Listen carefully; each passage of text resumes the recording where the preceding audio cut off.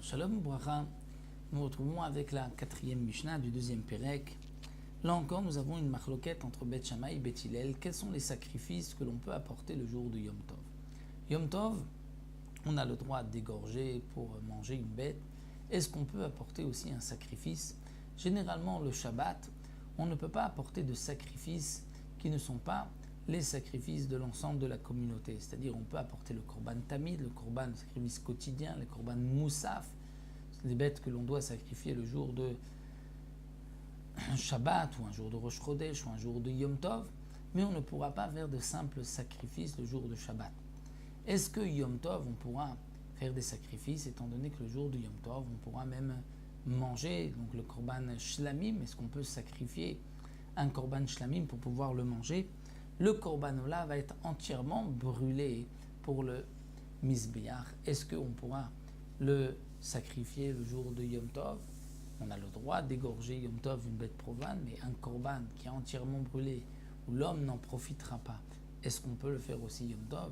Alors là, nous allons voir la marloquette entre Beth Shammai et Beth Hillel. Beth Shammai nous disent Mevim shlamim ven somchim alem. Beth Shammai nous disent on peut apporter le jour de Yom Tov un korban shlamim, c'est-à-dire les fameux shlamim chagiga que nous verrons dans Masechet Chagiga, un korban shlamim qu'on apporte au moment des 3 fêtes, parce que l'homme va en profiter, va en manger. Mais attention, en somchim alem, on ne pourra pas faire la smicha, bien que généralement on doit s'appuyer sur la bête, faire une smicha juste avant de l'égorger. Là, le jour de Yom Tov, on ne pourra pas faire cette smicha. Pourquoi? Parce que lorsqu'on fait une smicha, on doit s'appuyer de toutes ses forces sur la bête, et c'est une interdiction midei Rabbanan. Donc on devra faire la smicha avant Yom Tov. Pour Beth Shammai, la smicha n'a pas besoin d'être proche de la shrita. On peut faire la smicha avant Yom Tov du shlamim, et le jour de Yom Tov égorger la bête, puisque les propriétaires en mangeront. Donc c'est dans le cadre de la shrita de Yom Tov. Aval lo olot, mais on ne pourra pas faire des korban ola. Pourquoi?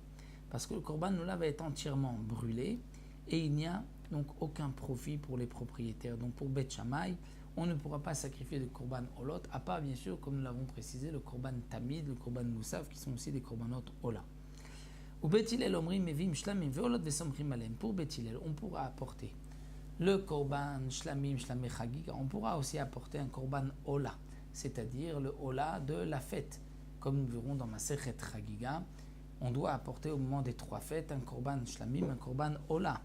Eh bien, pour Beth Hillel, même ce korban ola pourra être sacrifié, et aussi somchim aleem, on pourra appuyer, mettre les mains dessus, parce qu'étant donné qu'il faut juste après la smicha faire la shrita, donc on pourra le faire le jour de Yom Tov. Mais Beth Hillel sont quand même d'accord avec Beth Shammai que des nedarim davot, c'est-à-dire quelqu'un qui a offert une bête, qui dit je vais offrir un korban shlamim, un korban ola, ça nous n'avons pas le droit le jour de Yom Tov. Pour Beth Hillel, on ne pourra apporter que les shlamim chagiga et les ola triga, c'est-à-dire les korbanot qui sont spécifiques à la fête, aux 3 fêtes de pèlerinage. Ce sont ces korbanot-là qu'on pourra sacrifier. Mais korban, donc neder ou nedava, lorsque quelqu'un a fait un vœu d'apporter un korban au shlamim, ça on ne pourra pas, même d'après Beth Hillel.